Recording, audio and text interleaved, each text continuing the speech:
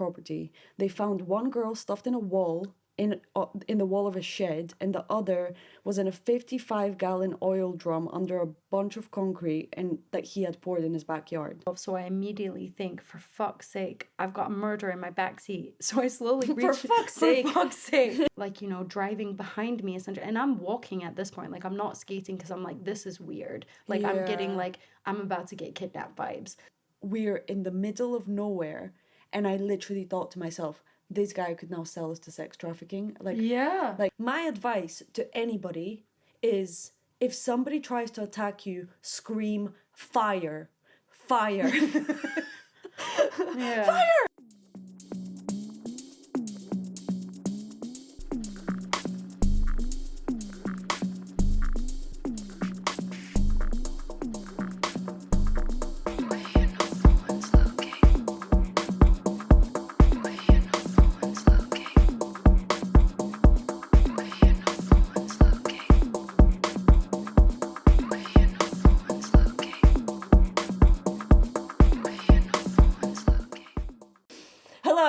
Hello.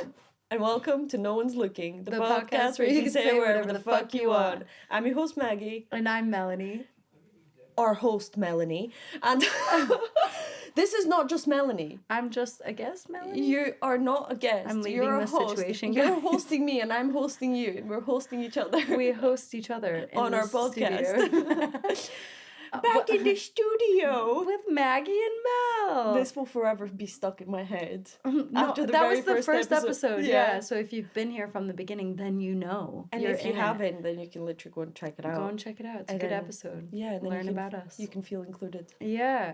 But yeah. So welcome to this week's episode. And I feel like me and Maggie had a chat, and we were like, we need to have at least one episode a season where we do scary stories. Yes, everybody. Yeah. Well, I love true crime. Yeah. So, yeah, bring it on. Like, the thing is, fortunately, I haven't experienced any, like, super creepy stories myself. So, therefore, I won't really have much to share from my own experiences. Thank God. But thank fuck, because you're quite a nervous person in general, being kidnapped and stuff. But that's that would have traumatized you for life if that happened. Oh, my God. I don't even know, because... Okay, so whenever you listen to a survivor story, you're like, they're like, I worked up the courage and I decided to run out of this house where I was tied up and the guy was sleeping next to me or whatever. Yeah. Jesus. God, I would die before I'd do that.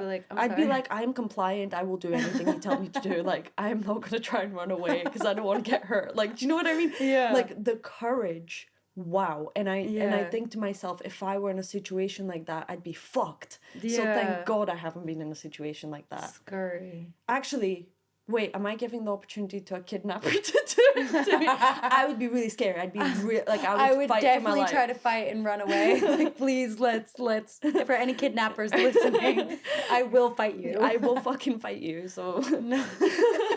I'm giving people the opportunity to kidnap me.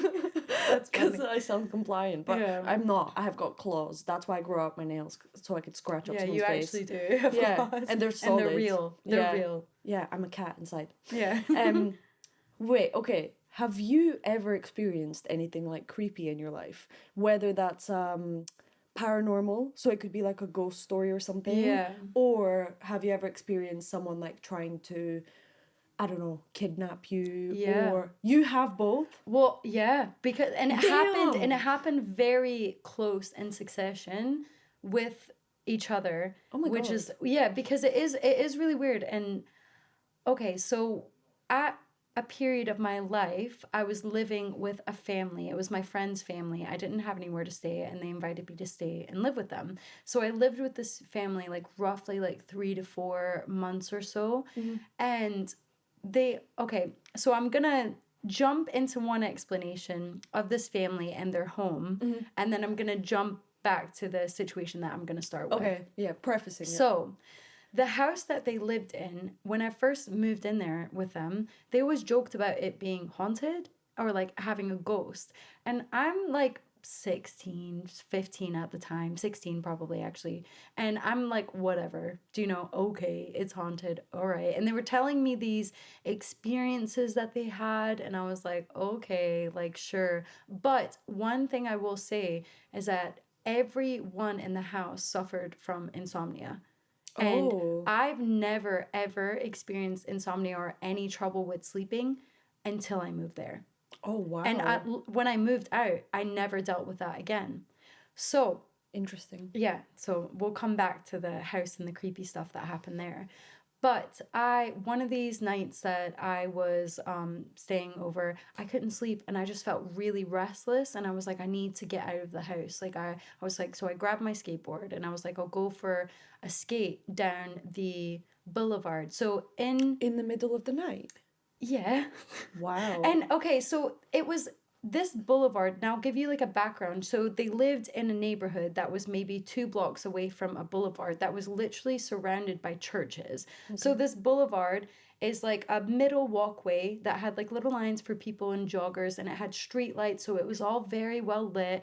And all down it was like, some houses and mainly churches all down this boulevard. So in my head, it's quite safe. Yeah, because you're protected by Jesus. Yeah, by God's, by the will of God's, because he's surrounding me around with this the churches, boulevard. Yeah, and I just thought I never lived in town when I lived in this area in Mississippi. I always lived in the country, so I thought in town's way safer than living in the boondocks where like you literally no one knows where you are or is around if you're alone. So I take my friend's dog out because her dog quite liked to jog with me while I went for a skate. And I was like, I'll take your dog for a walk and then, I'll come back. And my friend was just chilling and I just needed to get out. So I start walking and like kind of like skating with the dog.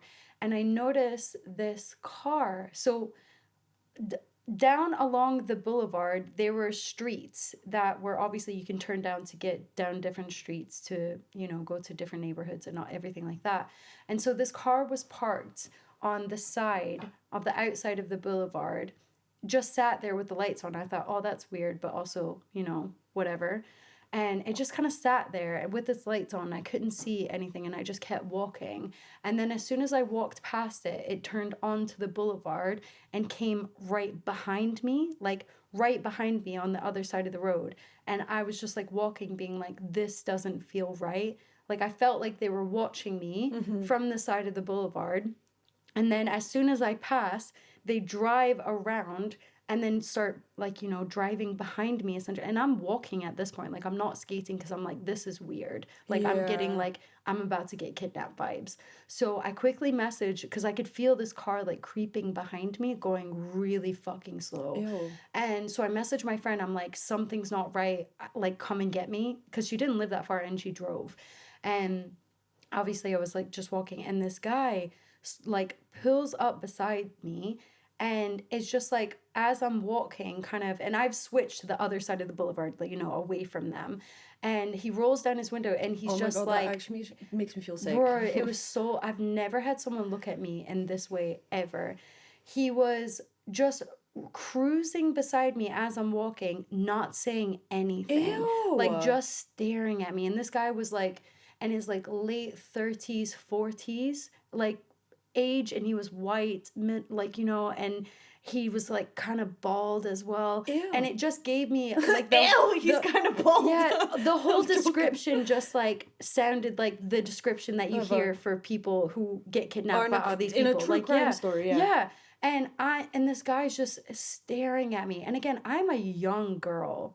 And this older man is staring at me. And I'm just like, this is not okay. And I look at him like, do you need something? Do you need something? And he goes, and he like takes this like really weird long pause and says, oh, you just look like somebody I know. I thought I knew. And I was like, all right, so you're going to do that to somebody you know, you freak? Bro, like, I'm sorry, do you know a lot of 16-year-olds? Like, do you know, like, I probably looked even younger.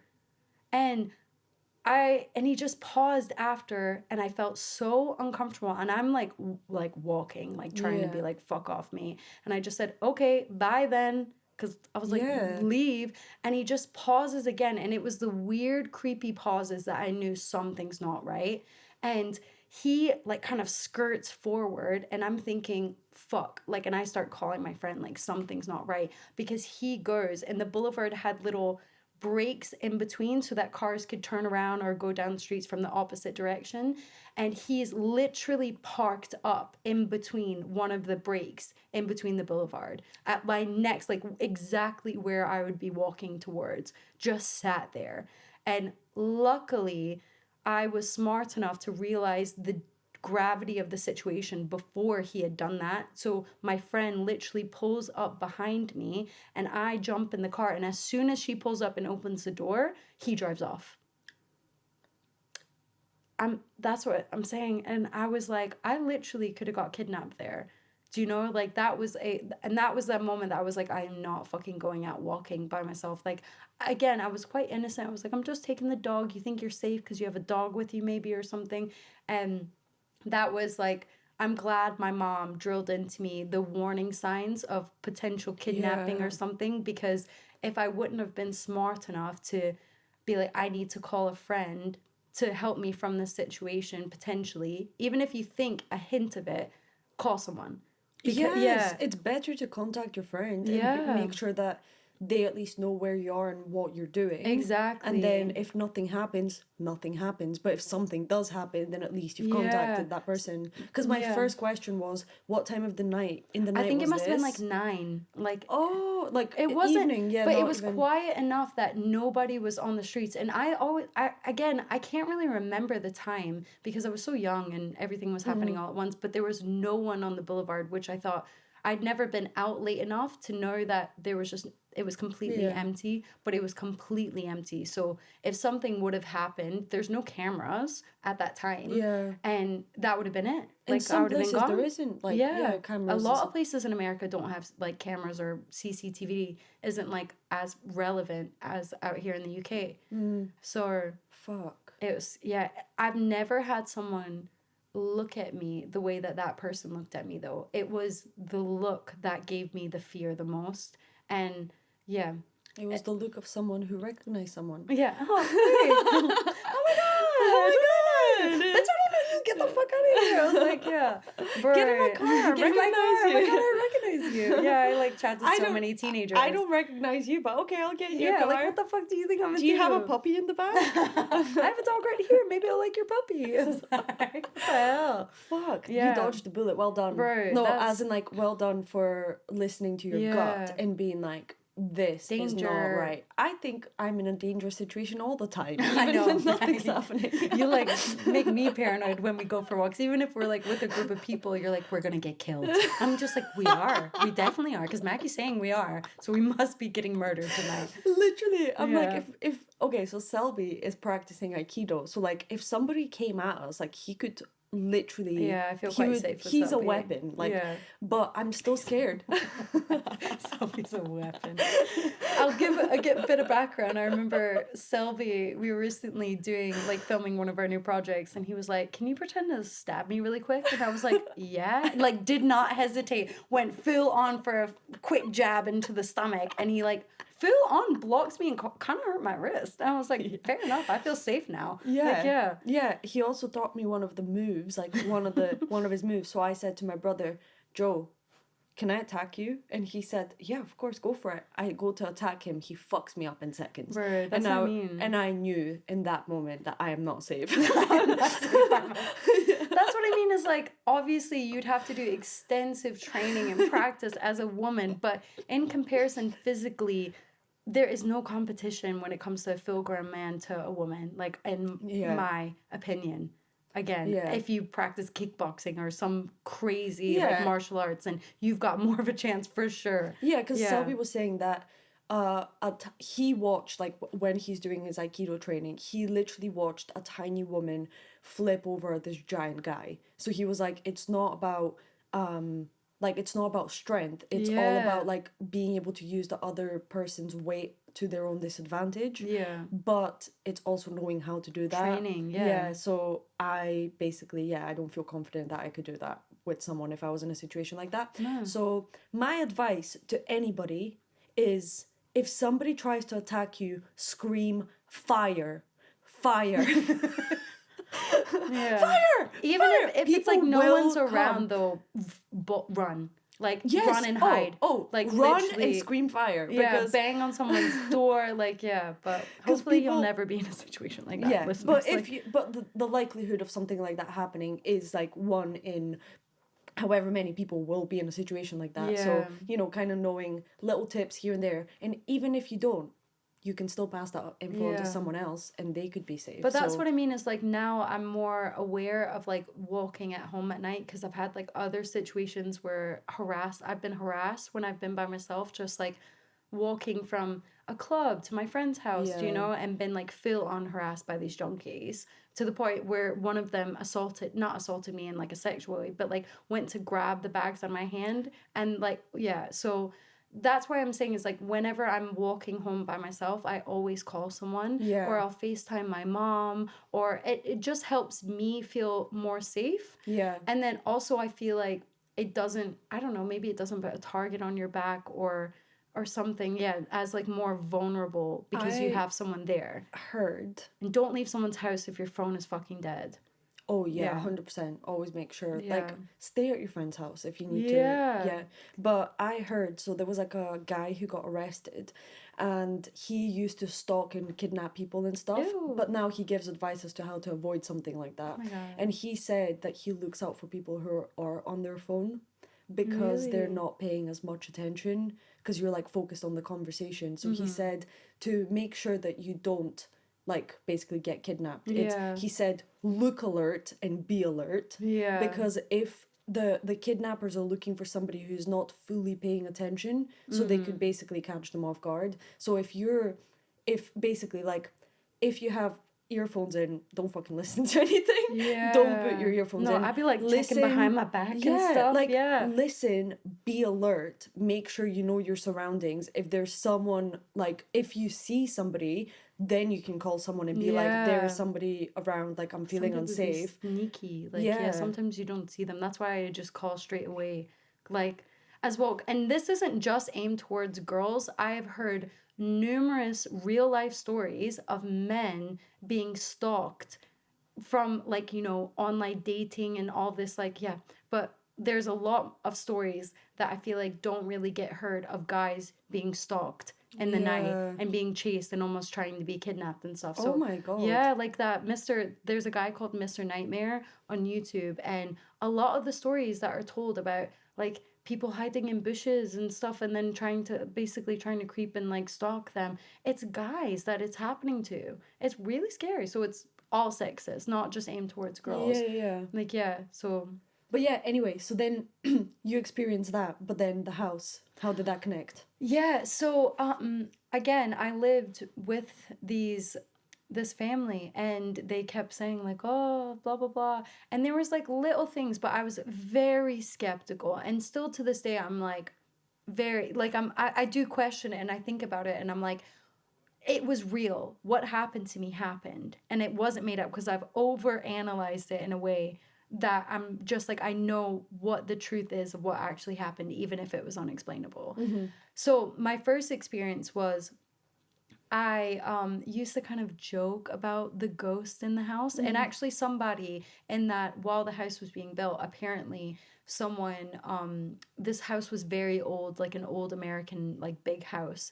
And someone had hung themselves, actually committed suicide in that house while it was being built. Oh. So there was that story. Again, I'm pretty sure it was either while it was being built or the guy who lived in it first. Mm. And so that was like, you know, someone died. It was very sad, traumatic, everything.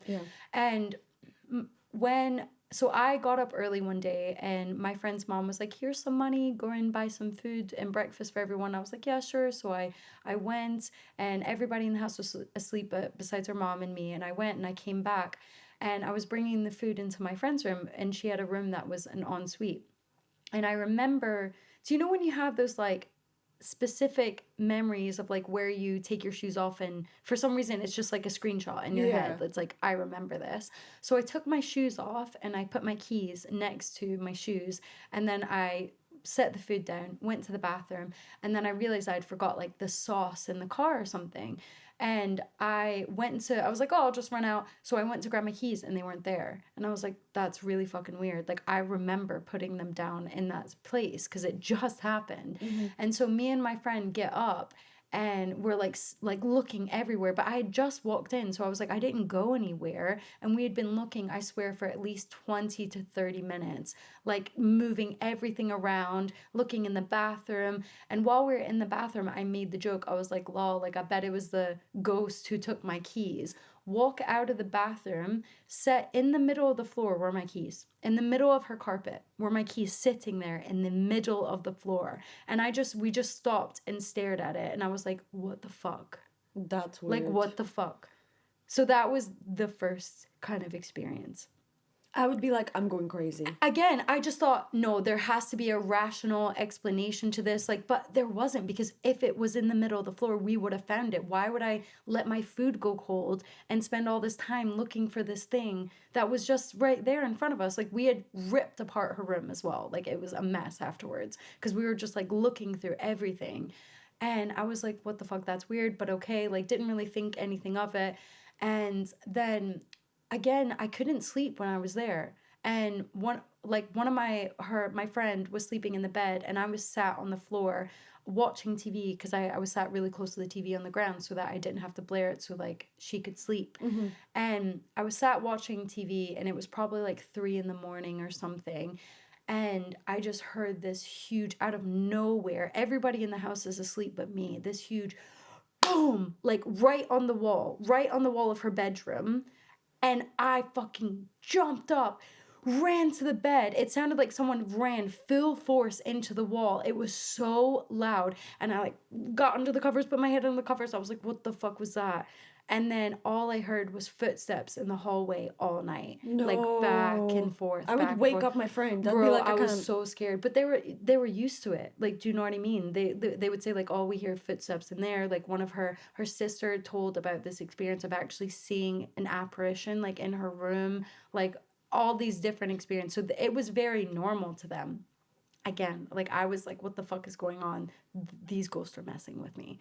And the last kind of experience. That's so scary. It was so scary. And again, like, it's unexplainable. Even if you don't believe in that stuff, but like, if just the thought of like being at home in the night, like watching TV when it's already kind of creepy vibes, and then like hearing footsteps or scary. A thump, even if you don't believe in ghosts, just experiencing something like that is like, I would just be afraid for my safety. I didn't get out of bed. Yeah, I'd be like, somebody is in here. Like, somebody's like, broken into my house. Scurry. And then the last kind of time was the last experience. And again, she had like 3 dogs, like, or 3 or 4 dogs. I'm trying to remember. I think 3 dogs at that time. And they would always bark at the wall. They would like bark at nothing at the wall, like bark up towards, because it was quite high ceilings. And they would just bark and bark and bark. And they were like, oh, joking around, barking at the ghost. Do you know? I have a theory. Somebody lived in the walls. Maybe. I was like, the way the house, I was like, maybe, but maybe.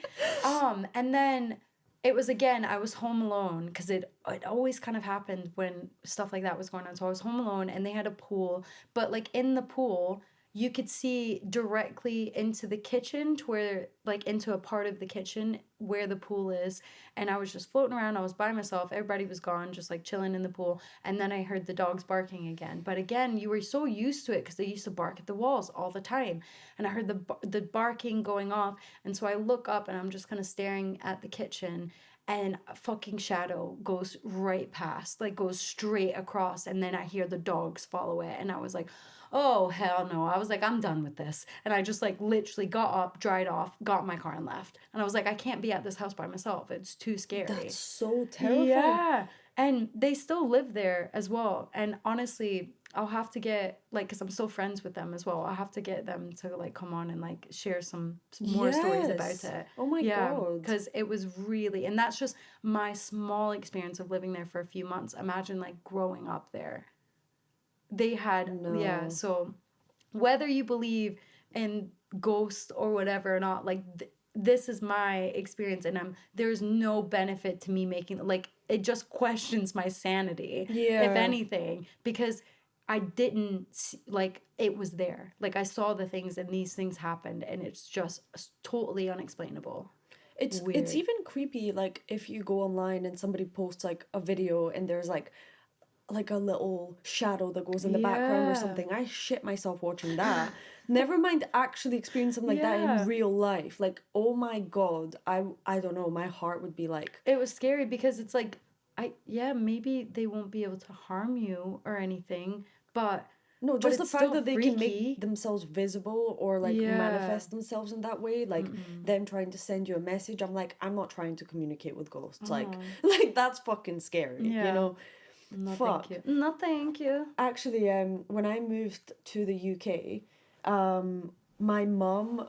So, like, basically how it happened was my mum moved to the UK first, and then she kind of had to find a job and accommodation before she could bring her kids over, because it would have been a bit intense if she just of didn't. Course. So, she basically, like, set up her life here, and she was renting the top floor of this really old house. So basically, like, the house was like, it was like a family home where this older lady was living, and she, like, raised her kids in that home, and then they were basically older now and they moved out for university or having their own kids, whatever. So she was just basically renting out the top floor from my mum, because it was like redone. It was really modern and, like, really nice up there. So that's where I lived, like, when I first moved to Scotland. And so I actually moved over with my auntie, and this is her experience of, like, what happened to her, because I didn't actually experience anything, like, paranormal in that home. But every night when we would go to sleep, so we had the upstairs and we also had one bedroom downstairs that was in the more, like, older part of the house. And whenever my auntie would be in that room, like the one downstairs, she always felt, like, odd, kind of like like a chilling feeling in a way that she couldn't really properly describe. It's like your heart beat changes. It feels weird. Yeah. Well, I don't know. I guess she would kind of just describe it as, you know, it's really, it feels odd in there, and I would watching you. Maybe. Ugh. Anyway, so then she said that whenever she would go to sleep, she would have, like, a reoccurring dream of this, like, woman. Ew. And the woman would be, like, pressing on her chest. Ew. And she literally would wake up in the middle of the night, like, feeling suffocated. Like, she would wake up from being suffocated. Ew. And yeah, so that just constantly kept happening, obviously, until we moved out, and then she never experienced that again. But it was specifically whenever she slept in that room, she would experience that. Yeah, but I don't really know the story behind it, like whether there was maybe...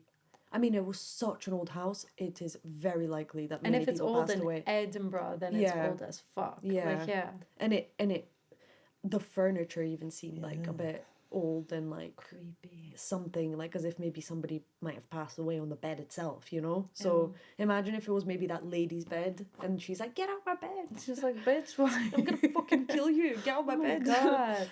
But yeah, no, so that gives me the fear. Like, when I hear stories of people who have, what's the sleep paralysis. Yeah, and then I've spoken to someone and, like, he says that, like, one of my friends say that, like, he'll wake up and see, like, an actual person standing, and then he'll have, like, that's scary. I've never experienced that, but I've heard that it's like they will see something, like, the most terrifying creature they've ever seen, and they would be, like, standing and staring and they at can't them, do anything about it. They're just, like, trapped.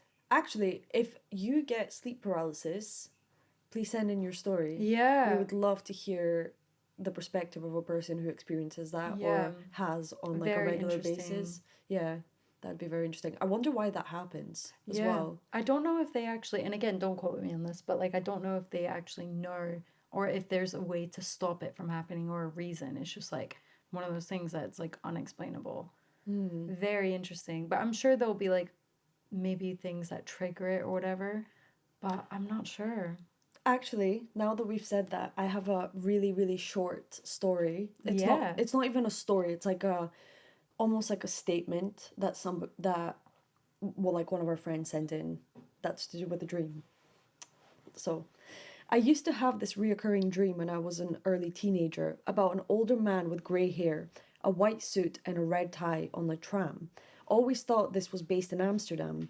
The Edinburgh tram didn't exist when I had these dreams until I saw this very same man getting off the tram when I was in Edinburgh. That's so crazy. To see someone from your dreams, like a reoccurring dream that he thought was happening. I would have been like, hey. Yeah. Would you even say hello? I had many dreams about you. Imagine. I know. I'd be like, that's cool. What was I like? Yeah. That's crazy. I actually, now that, because we're talking about paranormal experiences, we actually had someone write in, like I said, we're doing scary stories and everything. And someone wrote in, and this story tripped me out. This was sent in by Ryan. This was probably about 10 years ago, so I would have been 25. I stayed in Bowness at the time, and I was driving past the Grangemouth oil refinery coming from the Chinese takeaway that was located in Grangemouth itself. It can be quite a spooky place in general, as you've got the flames high in the sky coming from the chimneys, along with the smoke/steam in the air. The road was unusually quiet, maybe due to it being a Saturday night and folk out in the town partying. I've always been a bit of a big Jessie when it comes to the dark, watched far too many true crime programs. So that's why my heart sank when I felt the kick in my back while I was driving. Now, I'm in the car by myself, so I immediately think, for fuck's sake, I've got murder in my backseat. So I slowly reach... For fuck's sake! I've got murder in my backseat. So I slowly reached my hand round, and I couldn't feel anything or anyone. Then immediately it happened again, but with far more force into the back of my chair. I have a quick look in the rear view mirror. Nothing there. I'm crapping myself at this point.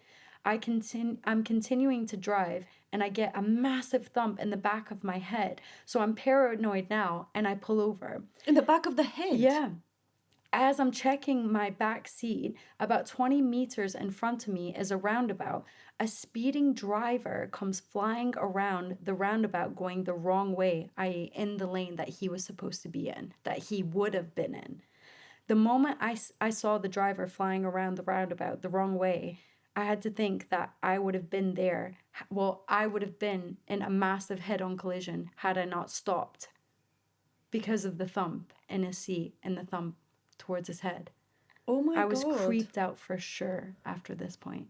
What do you mean creeped out? I'm joking. I'm kidding. I was going to say, this ghost was trying to save your life. That's what I mean. This wasn't a ghost. This was a fucking angel. But that's what he goes on to basically explain, that other occurrences happened within his life. I can get it up really quick if you give me a second. It's fair enough getting creeped out by a scary experience just for no fucking reason at all, and then nothing. But this experience actually saved his life. Yeah. Because he would have been in a head-on collision with this person speeding around. I mean, even if we're... Okay, let's take away our perspective of somebody who believes and try and see it even from the perspective of someone who doesn't believe in anything like that completely. Still, how do you explain that? Exactly. Feeling something, it's almost like his subconscious mind.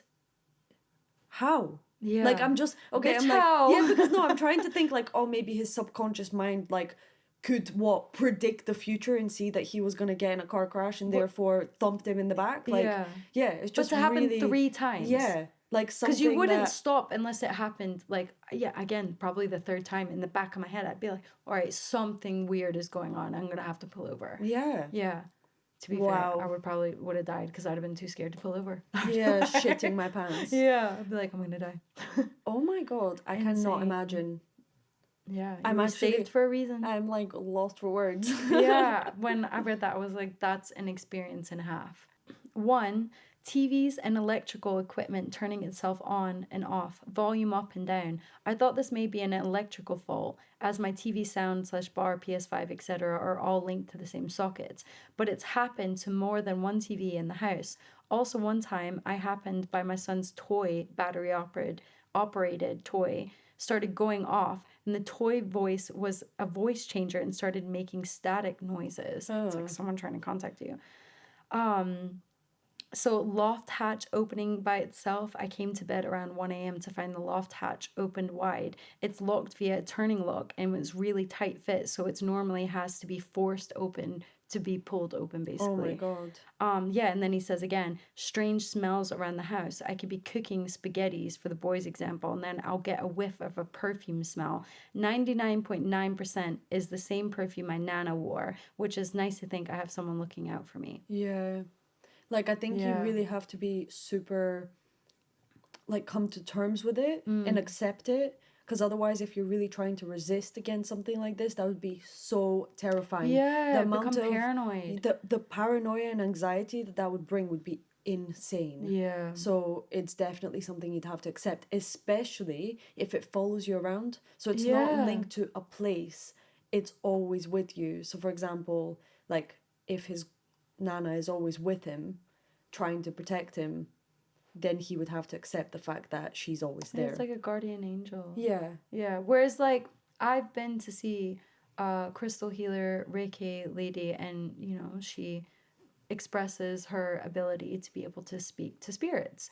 And she has told me things that about my sister who passed away. If you've seen the previous episode, then you can learn more. And things about my sister that we did in my childhood that she would never know, be able to know. Like a specific TV show she mentioned that I used to watch at my sister's house, and it was very American, and like she's based in the UK, so this show she wouldn't have known about it, and again specifically that I would have watched it at my sister's house. Yeah. Like, how could she have known that? Or my sister was there relaying information to her. Yeah. So it's very, very interesting. Yeah. It's yeah. Although it's unexplainable through science, it doesn't mean that it doesn't exist. Yeah. Yeah. I mean, some people argue that it is explainable through science. I mean, even the whole dreaming thing, like, you know, I saw an article about they're able to communicate with lucid dreamers, like, while they're dreaming.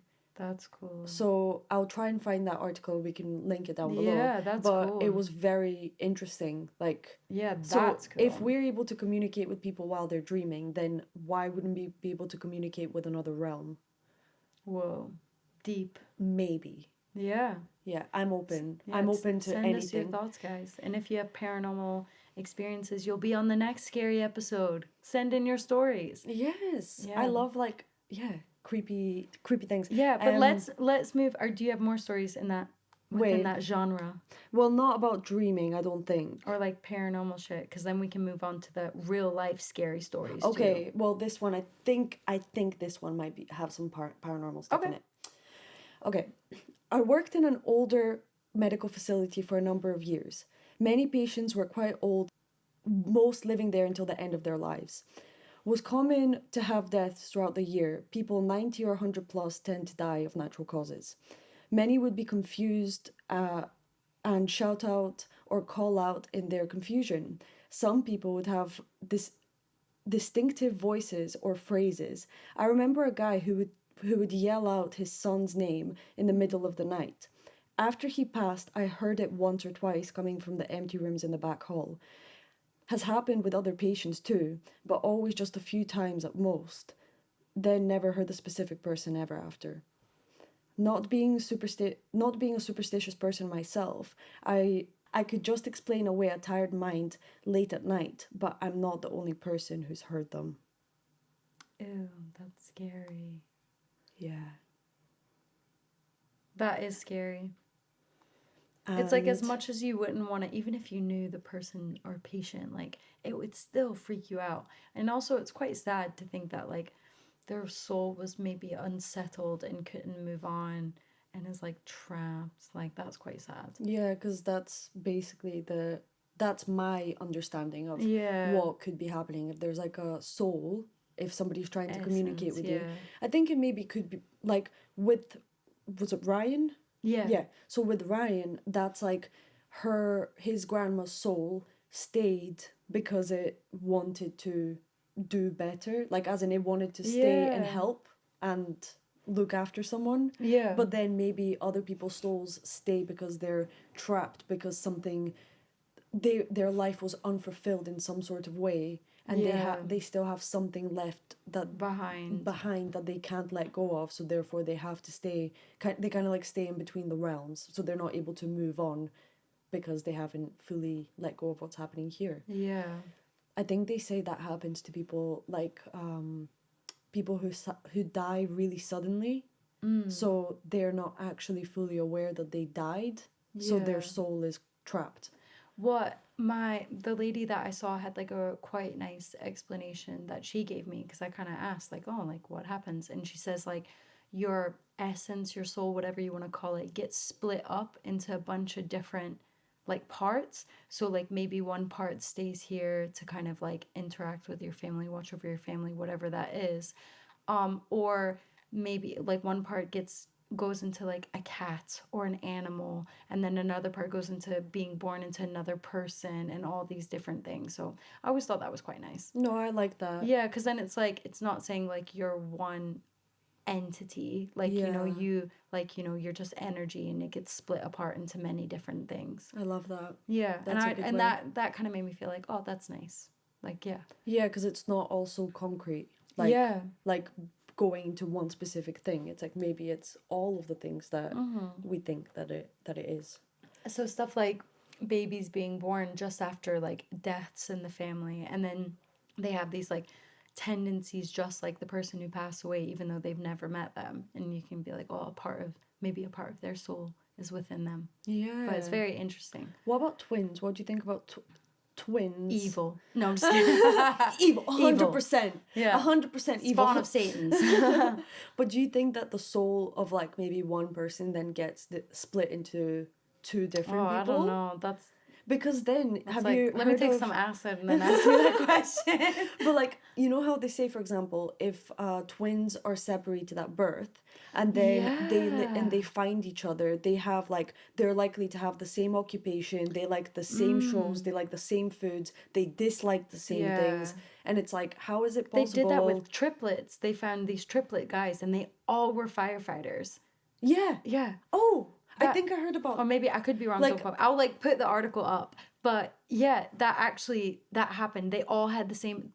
3 people who lived totally different places, grew up totally different households. Had no idea that they had like a twin or a triplet. That's cool to think about it. Yeah. Maybe their souls are all interconnected. Maybe they're the same part of one root. Shit's getting deep. I know. I'm gonna be Please thinking about that. I'm joking. We'll move on. I was like, I've got one that's not paranormal. Yeah, let's do it. But it's scary. It's a creepy one. Okay. But for some reason, my phone is like spazzing out and it won't let me. It does that sometimes. Oh, for fuck's sake! One second. How about you read a story and then maybe my phone will have a break and stop spazzing out like this, and then we can try again. But, okay, this one's quite lighthearted. I'll give it a break. But it made me... So this one's quite lighthearted, and it made me remember something that happened to me and my family as well. So when I was 9 or 10 and my big brother was 11 to 12, we desperately wanted to watch Nightmare on Elm Street, the film with Freddy Krueger in it. My family and dad always said no, but we went on and on about it. Eventually, my dad said, yes, we need to watch it by themselves and at night. And they were like, yeah, deal. We watched the film and we were both terrified, and it was bedtime. We lived in a small flat and shared a room, which our room was located at the end of the hall. So we flick on the lights in the hall, sprint to our room, and turn the lights off as we run past the switches. We had bunk beds in the room, and I was on the top bunk. My big brother was on the lower bunk, and we eventually fell asleep. I wake to my big brother screaming. I look over the side of the bunk bed to see my big brother being dragged under the bed. He's vomiting everywhere. He's spewing due to fear.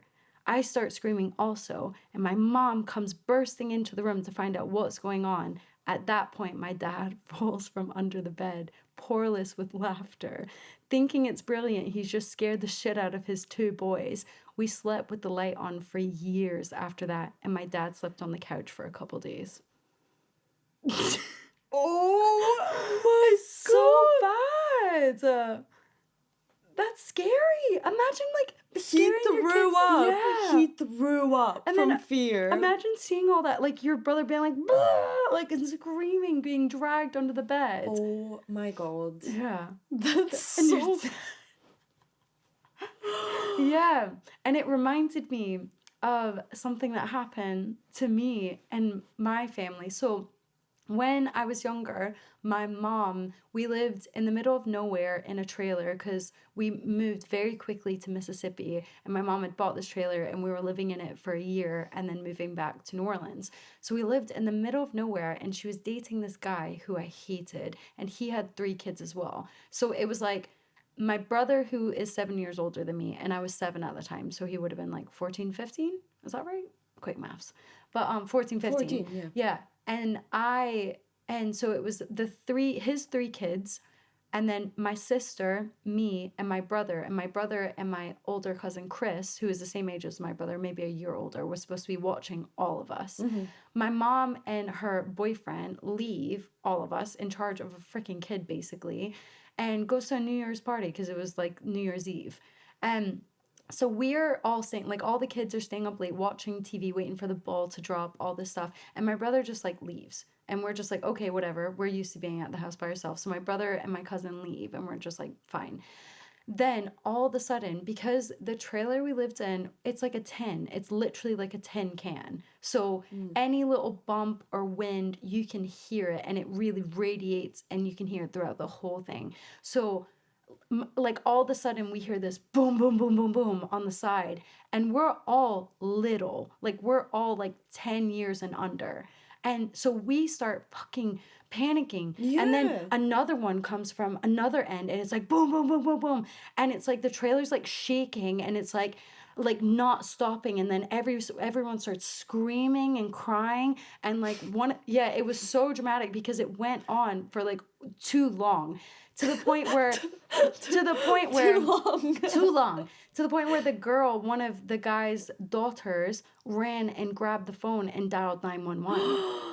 And it turned out to be my brother and my fucking cousin playing a prank on a bunch of children. Oh no, did the police come? And the police came, and obviously, like, we had been left home unattended, and then my brother, who had, like, freaking ADHD at the time, watching us, and so my mom had to come home with her, like, boyfriend, and it was, like, a big thing, but I was just, like, properly traumatized. I was like, what the fuck? Oh my God, that sounds awful. I called the police. I was like, I'd be like flickering the light. Yeah, switch off the TV. Because it was so scary. Because I was just like little, and then all these older kids are crying, so I'm crying. Like I don't know what's going on. Yeah, I'm like, we're about to die. That's it. That's my life over. But yeah. Okay.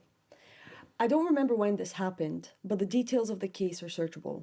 It was probably around 2000.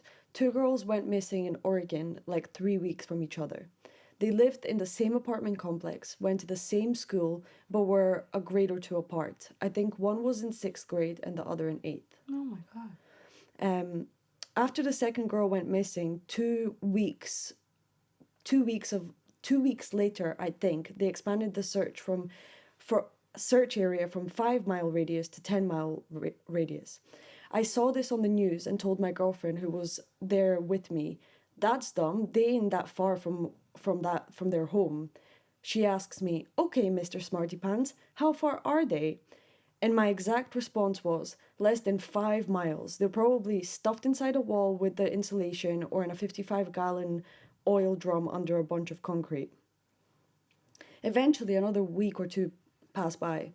There was an arrest made. The guy they arrested, his son, told the cops he thought his dad had something to do with these 2 girls. They eventually got a warrant searching his property. They found one girl stuffed in a wall, in the wall of a shed, and the other was in a 55-gallon oil drum under a bunch of concrete and that he had poured in his backyard. I don't know how I knew that. It just came out of my mouth. I don't think I have psychic powers or anything. Maybe we all are connected, a collective consciousness or whatever. It freaked out my girlfriend. I'd be like, he had something to do with it. I'd be like, if you have these details, you fucking did it. Crazy. No, How can you be that specific? Accurate. Like, yeah. And then I'd be like, I'd probably have to break up with him. I'd be like, I'm suspicious. I'd be like going to the police. Like, he knew. He knew. But rat him out straight away. I mean, yeah. What the hell? My girlfriend was freaked out. I'd be like, hun. You're a murderer. No, I'd be like, hun, that was 2 girls, not 1. Why'd you know the details of someone being stuffed? Like, how could you know that? And I would never think that. Oh yeah, definitely. Yeah, that girl there. Like it's like you know how there was somebody who went missing in Portobello. It's like you. I know, sadly, I'm not. Yeah, but like it's like somebody randomly going, "Oh, she ain't that far. She's just in a gallon somewhere." Yeah. Under a rock or something. Yeah. Like, do you know what I mean? Just somebody saying that specific detail and then it coming out to be true. That would be fucking terrifying. Yeah, the specific detail. Oh my goodness. I don't know how I wouldn't know how I would feel if I made a silly prediction like I was gonna say that. And then it actually coming true. I'd be like, I'm a psychic. Yeah. Yeah. What if you see it from the perspective of the guy? How am I gonna tap into my abilities? Yeah, I'd be like, that definitely is a message from the universe that I've got psychic abilities. Well, yeah, that's crazy. That's really bizarre. I don't even have words. Lost for words. Maybe that's what the episode should be called. Lost for words. Yeah, literally lost for words. I'm shook to the core. Oh wait, my ass cheek is numb. Oh, feel that. Okay. I've got a story. Go for it. I saved my family from a possible murder, and I'm only 13. Trust me, this sounds fake as hell, but believe it or not, I did. I was sleeping one night and was woken by a scream. I jumped up and ran to the room it was coming from, my mom's room. My dad was right behind me, so I had some relief. But then we tried to open the door, but it was locked. Me and my dad kicked open the door and we saw my mom fighting a random man. My dad rushed to get the man off of her, but right as my dad was about to put the dude to sleep, he was stabbed in the stomach. He screamed in pain and I froze. Then I remembered where my dad kept the gun. My mom was already out of the room, so all I had to do was get the gun and chase the guy out. I ran to the case and grabbed the revolver. The guy was locked in my mom's room, so I kicked the door open and fired a warning shot, and the guy froze. Oh my God. And put his hands up, and I yelled at him to get the hell out of my house. If you don't, I'll blow your fucking brains out, you piece of shit. I stepped out of the way, and the guy ran out and was caught by the cops on the way out because my mom called them as soon as she got out of her room. An ambulance came and my dad fully recovered and we live a normal life again. Once my school found out what happened, they gave me a bravery and leadership award. It wasn't necessary, but I enjoyed being admired for once. But I still can't believe some guy broke into my house. Yeah, that dumb bastard. That's what he said. That dumb bastard. That dumb bastard. Whoa, that's scary. Oh my God. But also cool. How did he know how to shoot a gun at 13? Okay, Bruh, sorry. I was like, America. I was like, I shot a gun my first time when I was 7. A handgun. So I remember my brother was like, you want to shoot a gun? And he like pulled out a handgun. And I was like, hell yeah. And then put up a little target thing. And the kickback. I didn't, because you see guns on TV. And obviously they're not real. So when you fucking shoot a gun, it was like I felt like my wrist was gonna break. That's like, exactly the exact same word for word description that I've heard from people who have shot a gun before. Or even shotguns, and like I've shot quite a few guns. But yeah. Damn. It's like the shoulder, like because my brother's a cop, so he's allowed to literally have like semi-automatic weapons in his house and shit. So we've had guns, well, just in general of America, we've had guns around us my whole life. I mean, I had different weapons around me because my dad is very Arab. Yeah. That's the only way I could really describe it. He has a samurai. He also grew up in the military, didn't he, as well? Yeah, he grew up very messed up story, but he had a samurai sword, like one that you could probably chop off someone's limb with, like by just swinging it, like super freaking sharp. We had a rifle in our house that my dad shot that cat with. And listen to that story because that's fucking crazy. It's nuts. It's the very first episode. What an asshole. I know. Like, he's so funny. Yeah, so like I've been around weapons. I just never really had the interest to even touch it or care about it. That's But good. yeah. I don't condone like firearms. Like I'm not like pro like everyone should have a gun in their house because obviously if you listen to the previous episode with my sister, she was like a victim of domestic abuse, which if he wouldn't have had a gun, then we could be telling a different story basically. Yeah. So that's my opinion. Because yeah, but also Yeah, people it's should just really normality be. there. Yeah. Like I had a friend when I was younger. I was I think maybe 12 or 11 and him and his friend were just at his house. He was having a play day, decided to play with his dad's gun, shot himself in the face and died. The accidental. I've heard a few stories Yeah, like that that where happens a lot in the America. little Well, kid around the world, yeah. accidentally shot their friend. Yeah, it Like, happens a lot. It's very common. It's very sad. it's so crazy to me Yeah. that it's easier to buy a gun than being able to get alcohol. Yeah, that's so true. Like, what? Yeah. Never mind. That's like literally a completely even different Yeah, different tangent. subject. But well done for saving your friggin' parents. That's Yeah. crazy. And your dad got stabbed, but that's scary.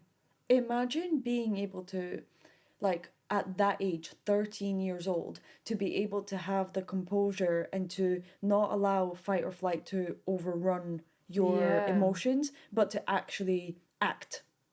Yeah. Like, well, I guess fight. That's the... Yeah. So he decided to act and put all emotions aside and actually go and do something about it. So that's like... Yeah, I think that shows that maybe his parents spent a lot of time educating him on what could be a possibility of what would happen and how to act in a situation like that. Guns, especially at 13, like you're a teenager, you would know where, because that's one of the things my mom would tell me, like even when I was younger, like where the guns were in the house if anything happened. Yeah. So if like whatever part of the house you're in, if you're get the gun, like you know, because most likely they're gonna have a gun as well. Yeah, oh my god, that's so scary. There was a firefight. Scary. But another story? It's possible a fake nurse almost kidnapped my newborn son. So sorry, that's not someone knocking, by the way, it's my foot. No, like, it's okay. tapping the floor. I was like, I couldn't even hear. This happened in 1989. I'd given birth to my son early in the morning the day before. I'd lost a fair bit of blood, but I'd been walking at least once by then, so wasn't too dopey. My son was sleeping in his bassinet next to my bed. A nurse I hadn't seen before came into my room and grabbed hold of one end of the bassinet and started to pull it away. I grabbed the other end and said, "What are you doing?" She said she was taking him away for his blood tests. Now, I happened to be a registered nurse and I knew what sorts of things were done to newborns, and he'd already had his test. I pointed to the band-aid on his heel and said, "He's already had his test, so what sort of test are you talking about?" And she muttered something about not being sure, but there was some test he needed. I maintained my fast hold on the bassinet and told her to find out what test he needed and let me know. She went away and never came back, and honestly, I was so out of it I never thought to mention it to anyone, but the fact is, several babies had been taken that summer by imposters dressed in uniforms, so I will never know for sure, but it felt like we dodged a bullet. Oh my god, that literally gives me chills. That is so, so scary. That's so scary. That's fucking terrifying. I'm sorry, but like, wasn't there a story that you told me about? It was it like came out and again very recently, yes. Yeah, that some lady had been switching babies just for fucking shits and gigs, and she was like a nurse. So she was on her deathbed and she decided to confess her death wish or whatever, or confession, a death confession, and she said that she had been swapping babies for years. Do you know what that taught me? That is evil. That is evil. Well, your kids are your kids for sure because they look like you. Oh, bro, they never left my arms though. That's why I was like, I'm never gonna. I never gave birth to them on drugs because I was so terrified of like. I remember one of my friends told me a story about when she had to get like an emergency C-section. She doesn't even remember seeing her baby being born or the first moments and all of that. And then I'd watch One Born Every Minute of women who took morphine and they looked like it was like watching a drug addict give birth. It was disgusting. Like, it was like all floppy. Now, I'm not saying like if you need drugs, you need drugs, but I just did everything I could to not have that happen to me, and luckily I was gifted like with natural birth, like birthing hips, but I was like no, that you were able to give birth able to naturally. give birth, and everything was fine, because that really freaked me out, was not being like aware enough, not that someone was going to steal my baby, but seconds. Like, it literally can happen in seconds. They literally take the baby, oh, we're just gonna go and give the baby a bath, or we're gonna go and give the baby a wash, or we're gonna give him a blood test or whatever, and then they just go and swap the baby. But even I've heard stories of people like leaving their babies in the car to get gas or something, and then someone come and snatches the baby while you're paying for it. And I remember I had a big chat with the boy's dad, because he said something that he would do that, and I was like, no, you fucking won't. And I was like, you cannot leave them in the car unattended. Like, you can't. Like, that's, it's just not okay. Even like whenever you're coming out of the groceries, let's say you've got the groceries in your basket and your baby in the front, you always put the baby in the car first. Yeah. Always. And then groceries last. And lock the baby in. Like, do you know what I mean? Yeah, there is different safety I've seen videos of people trying to to snatch babies, or like snatching babies out of like grocery things while the people were putting, like, scary. That's scary. No. Yeah, that's fucking terrifying. Not my baby. Good thing she dodged a bullet. This is creepy. I'm gonna be like paranoid all night. Thank God we like a blanket. I got a hot water bottle. The blanket's gonna save tripping out. No, I thought I was like, that would creep scary out. Yeah. Shall we have a long one? Yeah. Okay. So this one is a long one, so bear with me. 2 years ago, I was working for a company as a person who measures houses. Most people haven't heard of it. It's where you essentially have an iPad and you go to people's homes and draw up floor plans and measure rooms for carpet, hardwood flooring projects.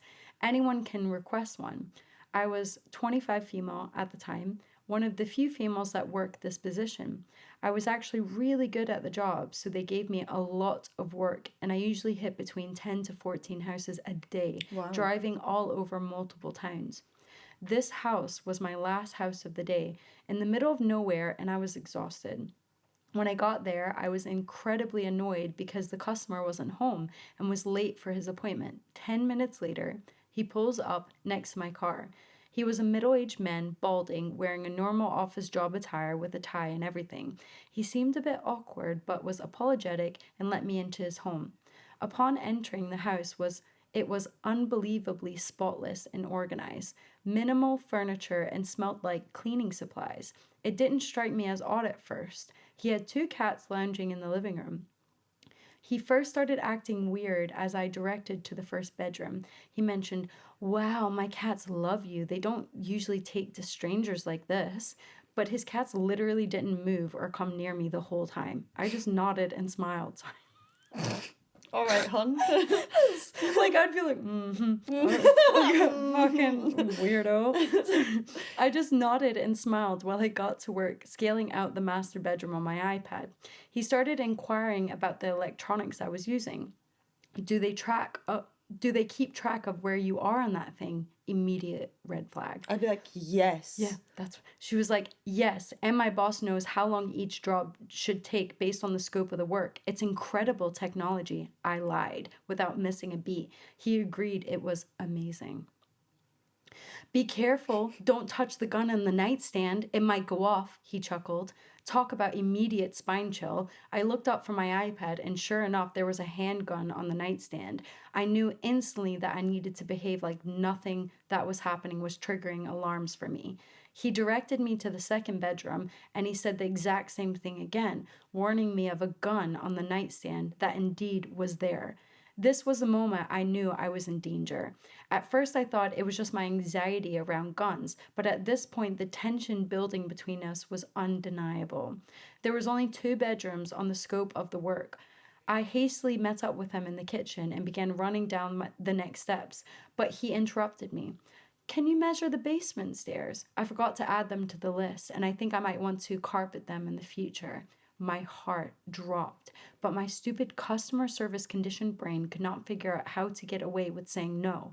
He led me to the basement door, and you guys, there's no way he was planning on doing anything with these stairs. They were plank wooden stairs, L-shaped, going down, leading to an unfinished basement. Unfortunately, in order to get an accurate measure, I had to walk all the way down them to the basement. Meanwhile, he stood blocking the doorway with a smile on his face, mentioning again about whether or not my boss knew I whether or not my boss knew where I was, to which I shortly replied yes. Once I got to the basement, I scanned the room quickly. There was not one, but 7 deep freezers lining the walls. In the middle of the room was a low-lit ceiling light, revealing an old television set, VHS tapes scattered all over the floor, and an old recliner facing the TV. Behind the set TV, white shelves full of VHS tapes filled the shelves. In this moment, I knew one of two things was going to happen. He was either going to let me go, or he was going to push me down the fucking stairs. And make me into a VHS tape. Yeah. I held my breath, put on a smile on my face in an attempt to act my way out of the situation, and began to climb the stairs. All I could hear was my heartbeat in my ears, and he was still blocking the door. No smile this time. As I got to about the 5th stair from the top, I felt him hesitate, which made me hesitate as well. You could cut the tension with a knife, and I finally understood that expression. To my absolute shock and relief, after 4 seconds, he stepped aside. I made a beeline towards the front door, not saying a word, when he stopped me, again saying, "Oh, before you go, won't you give my cats a treat? No. They loved you so much." He was holding a bag of cat treats. I quickly gave his cats a treat. What the fuck? Thanked him and practically ran out of the house, and definitely ran to my car. The second I got out of his driveway, I had the most intense panic attack and cried. I tried to call my boss, but I was in a dead zone. So there was no service where he lived as well.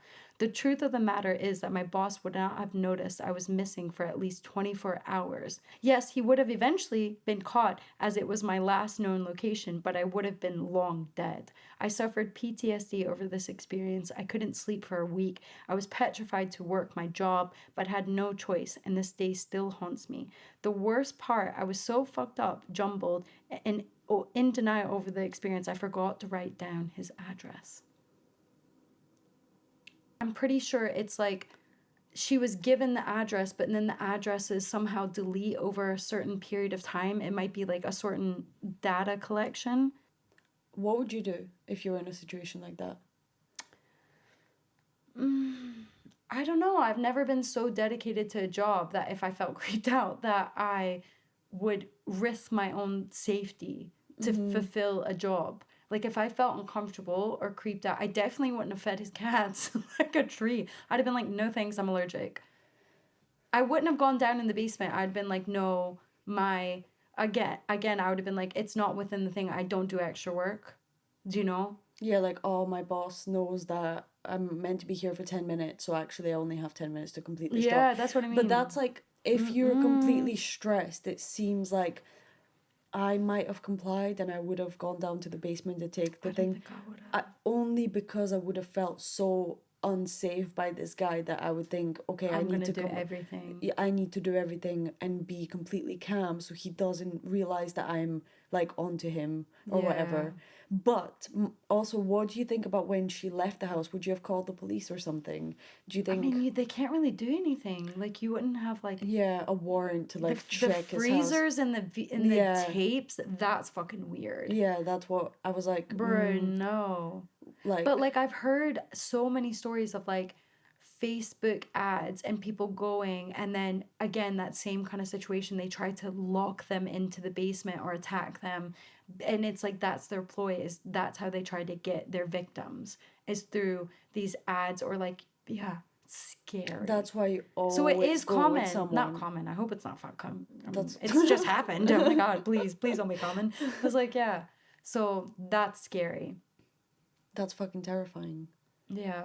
I would like to think, oh my god, I would have done this and this, but it's like when you're actually in a situation like that, it's so different. Like, when you're feeling uncomfortable and you're first of all, you're trying to figure out, how do I feel about this situation? Why is this person giving me weird vibes? And yeah, and I think by the time you realize that you're completely creeped out, the situation's almost gone like too over. far. Yeah, like not over, but yeah, it's gone too far. And now you're like, fuck, I'm in a basement with. Yeah. Because it's like it just depends on how much you actually trust your instincts. Yeah. Because if my instincts were going, red flag, run, then I'd have been like, I'm quite like if I get a feeling, I get a feeling. Like, I'm very much like, if I meet someone and we don't vibe straight away, or like I can instantly know if I will like someone or not. Yeah. Like, and I mean, yeah, it's definitely like saved me from a lot of situations that could have turned wrong. Like, yeah, so I don't know. I probably would have been like, fuck this. This is weird. I would have carried out, but I definitely wouldn't have gone in the basement. I'd been like, no, I have a phobia of basements or some shit. No. No. But I mean, I get it. Like, if you're in that situation, you don't, like, you would be like, oh, maybe I'm just overthinking. Maybe I'm, Yeah, and then you maybe get I'm complaint to your tired job or whatever. Yeah. But then going downstairs and then seeing all the confirmation around, like the fucking extra creepiness and him just being at the top of the stairs. That's like a scary movie. Like, no thank you. Why was he standing and staring from the top? Yeah, that's scary. Like, ew. Creepy My basement. cats love you so much. I'd have been like, oh no, I need to leave. You're weird. It's like the cats didn't even move. I know. I'd be like, bro, laugh. do you know what cats do when they like someone? Because that's not it. Like, yeah, that's like really weird. Like, it's like him trying to make someone feel overly comfortable, or like, do you know what I mean? That's like a manipulation tactic. And then again, to assert power by don't be scared. Don't watch my handgun. handgun. Look how many guns I have. Like, you are basically not in control in this house, in this situation. But again, when you're in the States, guns are so normal. And like it's like, so I get that kind of mindset. Whereas like now I'd have been like, ugh, I'm getting out of here. Like, if somebody, if this was are you licensed to have that gun? I know, yeah. Can I see your license? Excuse me. Yeah. Then you'd call the police and be like, this person has an unlicensed, 2 unlicensed guns. Yeah. And he warned me about them as well. Like, you totally have the right to call the police. Yeah, the fact that but like her gut, it's almost like it happened to her because of the PTSD that she had from it and the anxiety, the fact that she had a panic attack. Like, that's obviously something, maybe she was picking up on that energy and it like stayed with her. Oh my God. Okay, right. I have a funny sort of related, but it's not related at all, but it's kind of similar sort of feeling, the sickness to my stomach. It was, I might have actually already shared this story once, but basically, my mom's friend asked me to sell some shoes for her. I have told this story. And I put them up on Gumtree, and then this guy called me, and he was like, have you worn the shoes? And I was like, what the fuck is this? Like, my gut was like, something's wrong. Like, something is wrong, because I answered no and he is not happy about this. Like, he wants my shoes to stink. And I'm like, what? Yeah, and he was like, are they smelly? And like stuff. And I had that sick to my stomach feeling. Yeah. And then when he got off the phone, I was like frozen. I didn't know what to do. I was like, I think I'm gonna cry. Like, I literally felt harassed, because this person decided to impose their sexual fetish onto me. But also the noises, I remember you saying. Yeah, he would like, oh, don't. Ew. He like actually grunted. He was like, ugh. Ew. And stuff. Sorry. I'm gonna like gag if I don't laugh. If I don't laugh, I'm gonna gag. Yeah. Oh. Ew. And I was like, I didn't even say they smelled, and you're still grunting? Like, what the fuck, bro? Yeah, that's so like, horrible. he had a fucking smelly foot fetish, and he was imposing it onto me when I didn't fucking want that. I didn't get paid. I didn't ask for this. Yeah, 1, I don't have a foot fetish, and 2, I didn't get paid. These aren't even my shoes. And 3, they're not even my shoes. Yeah. So what benefit am I getting from this sale other than the... I am not a phone sex worker. Yes. Yeah. And which is like all power to the women who are doing that. I am not judging anyone, but I am not that. Yeah. And he used me for that, and it was very violating. And obviously this situation, that was the only sort of related kind of sick to my stomach feeling by a stranger when I'm meant to be just selling an item. And this woman, she's like, you know, she's just doing her job in somebody's home. Yeah. But yeah, I think having that job as a young 25-year-old female sounds a little bit dangerous. Yeah, just going into people's houses in general. Like, even if I go and pick up something from Facebook Market, one, I never go in their home. I'm like, bitch, you better bring it out here, especially if I'm by myself. But like, most of the time I'll have someone with me, you know, as a like protection and everything. Yeah, as like protection and everything. So it's just be smart about your choices. And if you feel unsafe, there is no like wrong solution. Make sure your safety is the number one priority. Whereas like even delivery people, I've like heard stories of people like Deliveroo and all these going to people's houses and then having these people basically almost try to kidnap them or assault them or murder them or be fucking scary. And yeah, and you're just doing your job. Yeah. So it's like your safety is important, especially if you're delivering, going to people's houses and stuff. Yeah. Poor girl, I feel so bad for her. I know. Because that would make me feel unsafe forever. I would literally be like, how am I ever going to be safe at work? Yeah. Like, how can they ensure that I'm safe at work? Maybe they should create that app that is tracking them all the time. Yeah. You know? I'm sure you can turn your location on your, like, because she said she had an iPad. But I guess she'll have it on now. Yeah. Yeah. No, because if it's like, if they only found out 24 hours later, she would have been fucked. No, that's scary. Basically, always be aware of your surroundings. Always listen to your gut. Like, if your gut feeling is, this situation is weird, I don't feel right. Yeah. Then listen to your gut. Like, what could you lose? What? Removing yourself from the situation and nothing bad happening to you. I know. Like, looking like a crazy person, but who cares as long as you're alive? Yeah. I'd rather be crazy and alive. Yeah, literally, you know, in my own home, safe. Yeah. A crazy lady that lives on the street. But then at the same time, still, you know, it's okay to take risks. Just take calculated risks. Think about the consequences of your actions and who else they could affect. And if you were to get kidnapped or hurt, that would hurt so many people. Yeah, so just don't risk it. Don't risk it. So many people love you. Don't risk getting kidnapped. Yeah, don't risk getting kidnapped. Don't make that choice for yourself. Yeah, what the hell? Why did you choose to get kidnapped? Yeah, but fuck. It's this funny. was like, yeah, I'm gonna be creeped out all day. I'm like, I know, constantly like hear the sound. Oh my god. What was that? What was that? It's a ghost. Even when I like park my car, like and stuff, I like hold my keys in my hand and I'll be like, Mom, yeah, Mom, I'm just walking 10 feet, but I'm still gonna call you. Like, yes. Yeah. But if somebody's walking behind me, like, or gets off the bus at the same time as me and it's dark, I'm on FaceTime my mom straight away. Like, because she always answers, which I love. Yeah. Yeah, I want to be like that. But I'm like, or I call Brody or something and be like, I'm just about to, like, shout to you, I'm just about to be home. You should expect me. Yeah. Yeah. Wait at the door. Yeah, can you come up? Like, yeah. There's a creepy guy following. And he's just like a regular ass guy. He's like, I'm not creepy. Jesus, what the hell? Jesus Christ. This lady's paranoid. I'm safe. Well, there you go. That's because all the situations that are happening nowadays. I know. People be scared, and I'm one of them. I know, for real.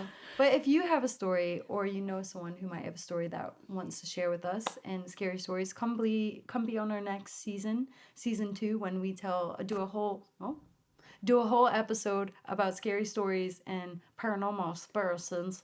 Yes, honestly, if you relate in any sort of way to any of the stories that you hear on our podcast, send us your experiences. Like, we would love to share your story.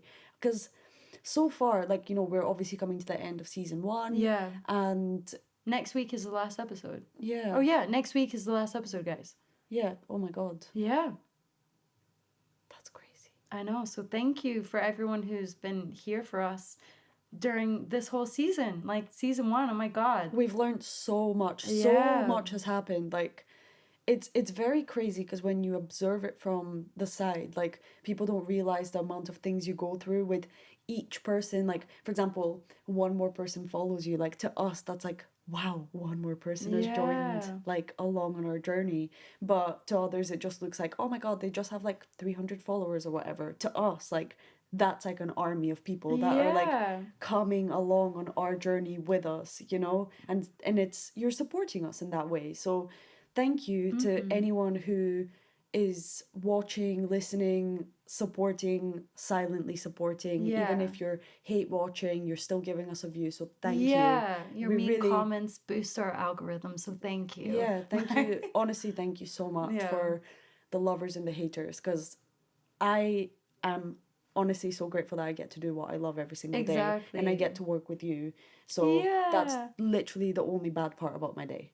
Is working with me. Yeah. You bitch. I was like, how can I make a dig? Because I didn't want this to be too cheesy. Yeah. But why doesn't she love me? It's like, honestly, like, I know we always go on like cheesy spiels at the very end of every episode, and like we kind of like go on like a little tangent of being so like so grateful. But honestly, yeah, it's so fucking awesome to follow your dream, do what you love every single day, work with your best friend, and meet amazing new people. Preach. Like, do you know what I mean? And like come up with creative ideas and realize that you can actually achieve anything you want. Like, you don't... If you put the time and effort and the love and passion, because love and passion has to be there. Like, it can't just be money driven or something. Like, it has to have some sort of like real down to earth intention behind it. Yeah.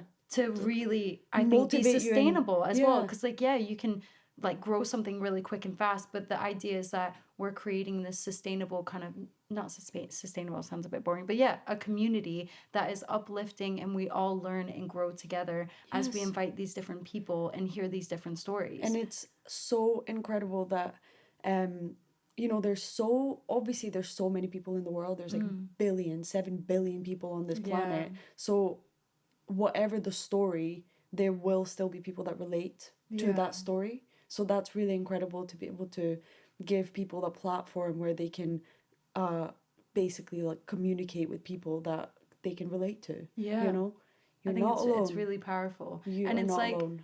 If you feel like everyone has a story, and I hope that this podcast really proves it, because everyone has something to share and a story to tell. Like, you don't have to have some sort of intense trauma or crazy background or whatever. Like, you've got something to share and tell. Like, your life has value to it, and and you have insights that you can share with others, which is really cool. Yeah, and you can always turn a negative into a positive. Like, if you've gone through a really traumatic experience, but you've come out better at the end, and you've actually taken the time to work on yourself, then why not share that? Share that with us. If you've gone through a really something traumatic and you want to share how you've gotten out of that hole, then come and share it with us. We want to hear your story. So yeah, shout out to everyone who listened to last week's episode as well, because that was a good one, tough one, but also it was really special to be able to hear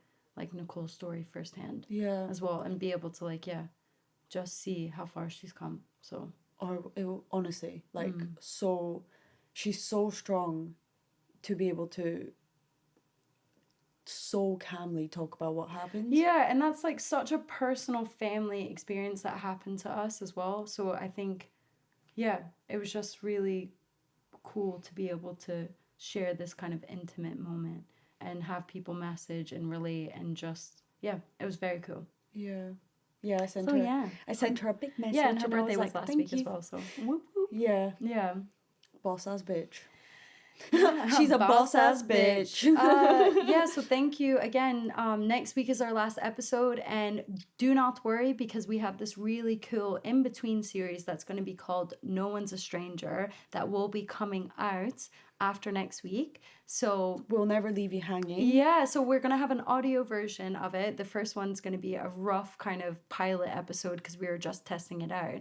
And then the next episodes we're finding our feet, finding our structure. And so enjoy No One's a Stranger, where we interview people on the street, try to get deep with them.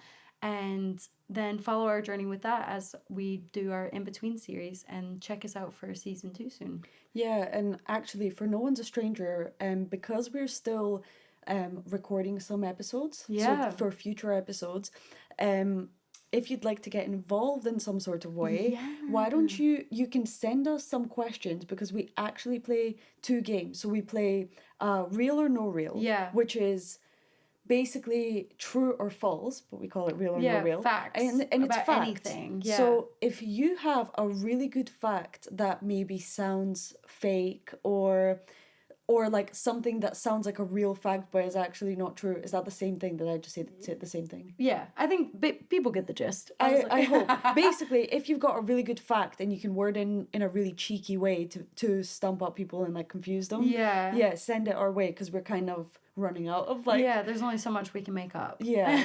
and then we also ask deep questions. Yeah, deep questions. So if you have any kind of like deep questions that we could ask people, like for example, we say like, when asked how are you, how often do you tell the answer truthfully? So stuff like this. Then send us in some deep questions that we could ask our potential guests on No One's a Stranger. Yeah, so it'd be really, really cool to get our wee community involved. Send it to us on Instagram, email, TikTok. We just hit 10K last week. We hit a lot of milestones last week on TikTok, guys.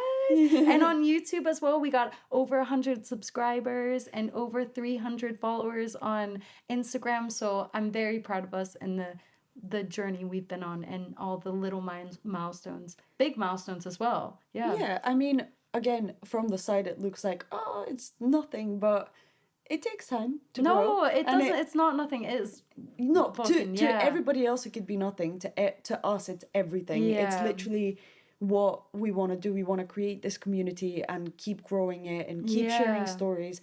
I love hearing people's stories. So send in your story. And we're also on Reddit if you want to be anonymous when you send in your story. So you can find us No One's Looking Podcast on Reddit as well, where we actually had someone send in a story for this episode through Reddit. So that was really cool as well. So yeah, you can find us on all these different platforms. We really want you to be involved. So even if you have that hesitation, fucking take the leap. Like, we invite it. Yeah.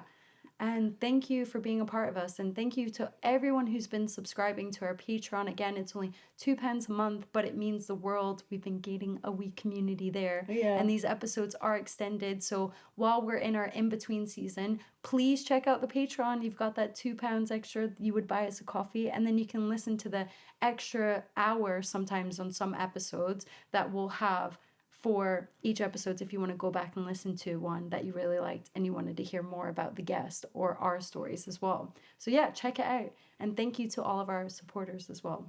Yeah, this has been the longest goodbye in history. I know. Probably like 20 minutes of this episode will be a goodbye. Yeah. But it's honestly important. Yeah, it's important. And if you listen to this, then congratulations, 10 points to you. Yeah, if you made it this fucking far. But yeah, we love you. We love you. And again, thank you for your support. And we'll see you in the next episode. In next week's episode, and then season 2. And No One's a Stranger. Until next time. Until next time. Bye. So, pow. I'm sweating. Woo. Oh. I'm so glad we had a hot water bottle because my freaking uterus hurts. It's like, yeah, so even though it was like really hot and sweaty, it was really nice to have this.